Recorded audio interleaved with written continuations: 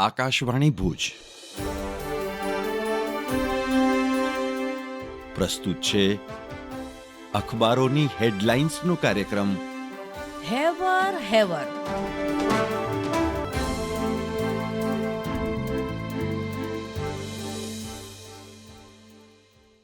નમસ્કાર, હું મનોજ સોની. કચ્છમિત્રના અંદરના પાની સમાચાર છે કે આગામી બોર્ડ પરીક્ષામાં કચ્છ રહેશે ટોપ 10માં. ધોરણ 10 અને 12ના 44,167 વિદ્યાર્થી પરીક્ષા આપશે. 50%થી ઓછા પરિણામની શાળાઓ સાથે ચિંતન બેઠક યોજાશે. ભુજ, ગાંધીધામ અને તાલુકા કક્ષાના વર્કશોપમાં છાત્રો, વાલીઓને તજજ્ઞોનું માર્ગદર્શન. કચ્છમિત્રના છેલ્લા પાને સમાચાર છે કે લાકડિયા પાસે 1.47 કરોડનું ડ્રગ્સ પકડાયું. નશીલા પદાર્થ સામે પૂર્વ કચ્છ પોલીસની વધુ એક સર્જિકલ સ્ટ્રાઇક. નો ડ્રગ્સ અભિયાન તળે એસઓજીએ કર્યું ઓપરેશન. બોનેટના એર ફિલ્ટરમાં છુપાવાયો હતો માદક પદાર્થ કોકેઇનનો જથ્થો.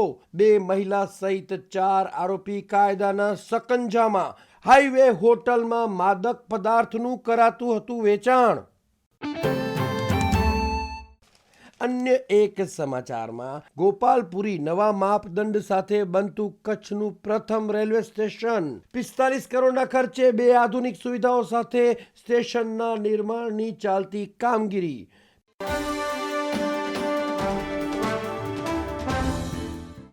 હું કેવિન સોની. દિવ્ય ભાસ્કરના કચ્છ ભાસ્કરમાં સમાચાર છે.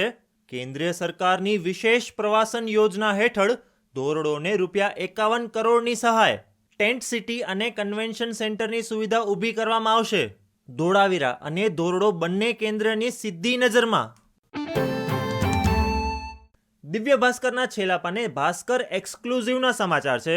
ધોરડોને નડતર રૂપ પાવરલાઇન મુદ્દે સુપ્રીમ કોર્ટે રચેલી નિષ્ણાત સમિતિ 4 દિવસ કચ્છ જિલ્લામાં મંથન કરશે. ફિલ્ડ વિઝિટ સાથે ટીમ દ્વારા વિવિધ બેઠકોનો દોર યોજવામાં આવશે. અન્ય એક સમાચારમાં સીમાડામાં વટાવનારી કચ્છની બાંધણી કાળાની ખ્યાતમાં GIની યશકલગી. દિલ્હીમાં કેન્દ્રીય કપડા મંત્રી હસ્તે જિયોગ્રાફિકલ ઇન્ડક્શનનું પ્રમાણપત્ર.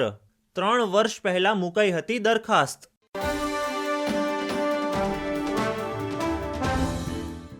હું ચિત્રા ચૌધરી. ગુજરાત સમાચારના પહેલા પાને હેડલાઇન છે જીડીપી 2 વર્ષના તળિયે, આર્થિક મોરચે સરકારને પડકાર. જુલાઈ-સપ્ટેમ્બરમાં વિકાસ દર 5.4%. મેન્યુફેક્ચરિંગ અને માઇનિંગમાં ખરાબ દેખાવ. આરબીઆઈ પર વ્યાજ દર ઘટાડવા દબાણ. ગયા જુલાઈ-સપ્ટેમ્બર ક્વાર્ટરમાં જીડીપી 8.1%, જ્યારે 2024-25ના એપ્રિલ-જૂનમાં જીડીપી 6.7% રહ્યો હતો. ગુજરાત સમાચારની કચ્છ આવૃત્તિમાં હેડલાઇન છે ડિજિટલ ઇન્ડિયાની વાતો. કચ્છમાં આધાર કાર્ડ અપડેટ કરાવવું શિરદર્દ. મૂળભૂત સુવિધા સરળતાથી પૂરી પાડવામાં તંત્ર નિષ્ફળ. જિલ્લામાં રેશન કાર્ડમાં ઈ-કેવાયસી અને આધાર કાર્ડમાં અપડેટ કરાવવા જતા નાગરિકોના કલાકો કતારમાં વીતે છે.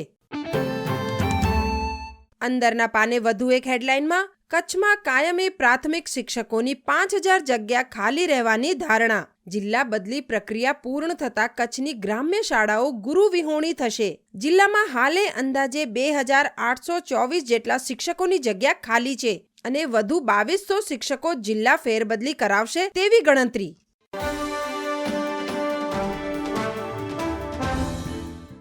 હું જયેશ રાવલ. સંદેશના પહેલા પાના પર હેડલાઇન છે ઓસ્ટ્રેલિયાએ સ્ટુડન્ટ વિઝા ફી 38,930 થી 87,731 કરી. ભારતે ઉગ્ર વિરોધ નોંધાવ્યો. સ્ટુડન્ટ વિઝા ફીમાં 125%નો વધારો. ખાસ કરીને ભારતીય વિદ્યાર્થીઓ પર વધુ નાણાકીય બોજ પડશે. સંદેશના છેલ્લા પાના પર હેડલાઇન છે ટ્રોગન, રાધે, ધરતી, સાકેત ગ્રુપ પર આઈટીના 170 અધિકારીઓ ત્રાટક્યા. 25 સ્થળે તપાસ. અમદાવાદ, મહેસાણા, મોરબી, ગાંધીનગર, હિંમતનગરમાં મેગા સર્ચ ઓપરેશન. મોટા પાયે વાંધાજનક દસ્તાવેજો મળ્યા. કરોડોની કરચોરી પકડાવાની શક્યતા. સંદેશના છેલ્લા પાને બીજી એક હેડલાઇન છે સંપાદનમાં જમીન જતા ખેડૂતનું સ્ટેટસ ગુમાવનારાને ખેડૂત પ્રમાણપત્ર મળશે. સીએમ સ્વાગતમાં અરજદારની એક ફરિયાદ અને રાજ્ય માટે નીતિ વિષયક નિર્ણય લેવાયો. હું નીરજ મચ્છર. આ વર્ષે કચ્છ રણોત્સવમાં 10 લાખ વિઝિટર્સની અપેક્ષા. અહેમદાબાદ મિરરમાં વિપુલ રાજપૂતનો અહેવાલ. છેલ્લા 3 વર્ષથી કચ્છ રણોત્સવના મુલાકાતીઓની સંખ્યામાં સતત વધારો. ઉન્નત સુવિધાઓ અને નવા આકર્ષણોને કારણે રણોત્સવ 2024 માટેનું બુકિંગ મજબૂત.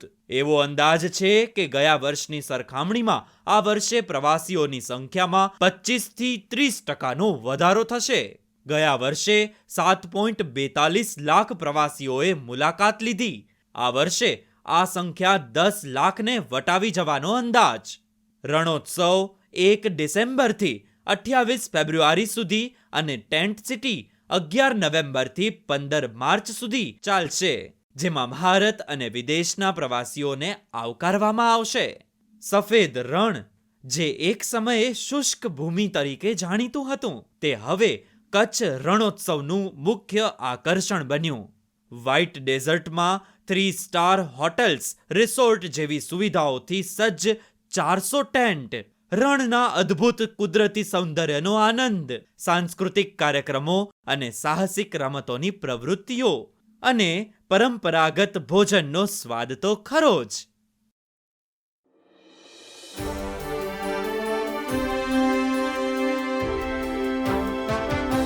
અખબારોની હેડલાઇન્સનો કાર્યક્રમ હેવર હેવર.